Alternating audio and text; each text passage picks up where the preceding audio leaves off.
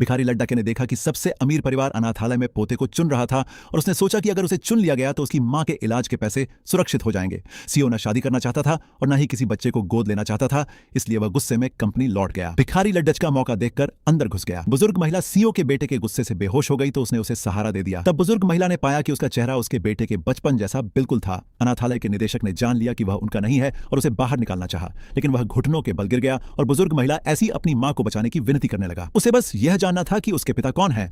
मां ने कहा कि वह और पिता चेंचियन में रहते थे और पिता इसी घर में रहता है। चेचियन सुनते ही बुजुर्ग महिला को याद आया कि 7 साल पहले उसका बेटा आधे साल वहां था और लौटने के बाद उसने शादी से इनकार कर दिया था। उसने उम्र पूछी और उसने कहा कि वह 6 साल का है, इसलिए उसे शक हुआ कि वह उसका असली पता है। सीओ ने कहा कि शायद इस जीवन में उसके कोई बच्चे नहीं होंगे। तभी बुजुर्ग महिला छोटे लड्डेचके को लेकर अंदर घुस गई। सीओ ने समझा कि बच्चे को गोद लिया गया है, लेकिन बुजुर्ग महिला ने बताया वह चेचियन सी अपने पिता को ढूंढने आया है। उसने मां का नाम पूछ लिया। डैड डीएचके ने कहा कि उसकी मां का नाम यांग शिया शिया है। सीओ को याद आया कि 7 साल पहले उसने अपनी पहचान छिपाकर चेंशियन में काम किया था और वही वह यांग शिया शिया से प्यार कर बैठा था। काम खत्म होने वाले दिन उसने उसे अस्त व्यस्त हालत में देखा। उसने कहा कि यह उसकी मर्जी थी और फिर उसने अलग होने की बात कह दी। वो बोली कि वो अब गरीबों की जिंदगी नहीं जीना चाहती।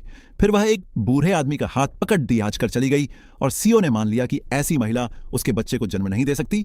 इसलिए सीओ ने लड्डचके से कहा कि वो उसका पिता नहीं है, क्योंकि तब वह गर्भवती नहीं थी, इसलिए लड्डचका उस बूढ़े आदमी का बच्चा होगा। लड्डचके ने कहा कि उसकी मां गंभीर बीमारी से पीड़ित है और अगर मदद नहीं मिली तो उसकी मां मर जाएगी, लेकिन सीओ को लगा कि यह नाटक है और वह चला गया। बुजुर्ग महिला को लड्डचका झूठा नहीं लगा, इसलिए उसने उसके 2 बाल निकलवाए और पितृत्व जांच कराने को कहा। उसे पता नहीं था कि यांग शिया सीओ को इसलिए छोड़ रहा था क्योंकि उसे कैंसर था और वो बूढ़ा आदमी उसका दूसरा चाचा था। अलग होने के बाद उसे पता चला कि वह गर्भवती है। उसने अकेले 2 बच्चों को पाला और अब उसके पास जीने के लिए सिर्फ 1 महीना बचा है, इसलिए उसने बेटे को पहचान कराने भेजा।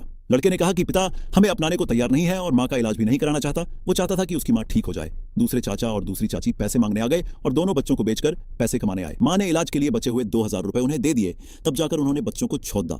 उधर सीओ को दुश्मन ने फंसा दिया और एक झूठी रिपोर्ट बनवाई कि यांग शिया शिया को गंदी बीमारी है और सीओ को भी